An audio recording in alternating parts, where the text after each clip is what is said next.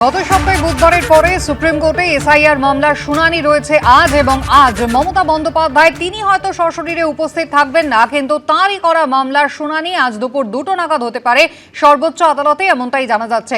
গত বুধবার মমতা বন্দ্যোপাধ্যায়কে সশরীরে দেখা গিয়েছিল সুপ্রিম কোর্টে দাঁড়িয়ে, একেবারে নজিরবিহীনভাবে তিনি নিজেই সওয়ালে অংশগ্রহণ করেছিলেন।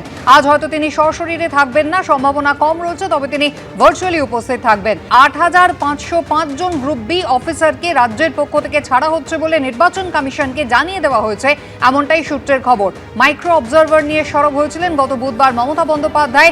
বিজেপি শাসিত রাজ্য থেকে উদ্দেশ্য প্রণোদিতভাবে মাইক্রো অবজারভার পাঠানো হচ্ছে, রোল অবজারভার পাঠানো হচ্ছে, এমনটাই ছিল তার অভিযোগ। এবং যারা এআই ব্যবহার করে নাম কাটছে এখানে বসে, এমন অভিযোগে সুপ্রিম কোর্টে সরব হয়েছিলেন মমতা বন্দ্যোপাধ্যায়। যার পাল্টা নির্বাচন কমিশনের পক্ষ থেকে আইনজীবী জানান যে অফিসার চেয়েও পাওয়া যায়নি, আর সেই কারণে আইন মেনে মাইক্রো অবজারভার নিয়োগ করেছে নির্বাচন কমিশন। এ ব্যাপারে আমাদের কোনো উৎসাহ নেই, আর আমার মনে হয় রাজ্যবাসীরও কোনো উৎসাহ নেই।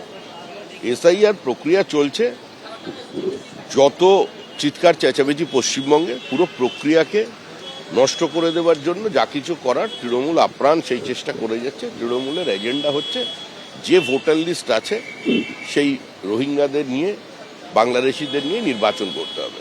এত পাসপোর্ট ইস্যু হয়ে গেছে, পুলিশ ভেরিফিকেশনের দায়িত্ব কার? কেন্দ্র সরকারের নয়, রাজ্য সরকারের। সর্বত্র একটা র্যাকেট কাজ করছে।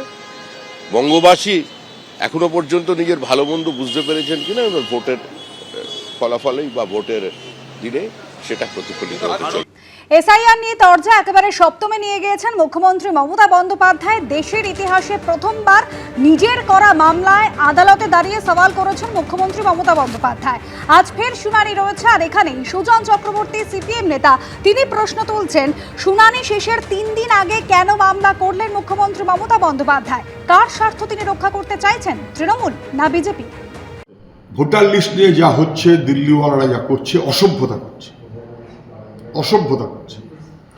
নির্ভুল ভোটার তালিকা তৈরি করার পরিবর্তে ভোটার তালিকায় নাম কেটে দিয়ে বিজেপির রাজনৈতিক স্বার্থ সেই অনুযায়ী ভোটার তালিকা করার যে পরিকল্পনা নির্বাচন কমিশন করেছে, আমরা প্রথম দিন থেকে তার বিরোধিতা করেছি।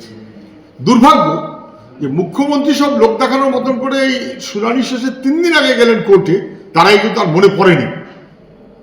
এটা কার স্বার্থ রক্ষা করবে? তৃণমূলের না বিজেপির? কতটা তৃণমূলের, কতটা বিজেপির? এগুলো সব আরএসএস ওয়ালারা ঠিক করে।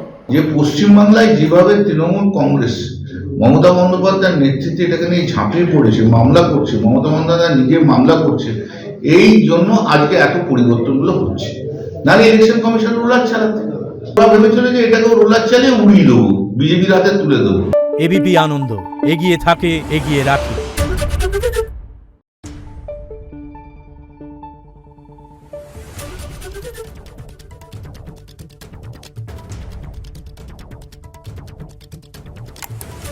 Thank you.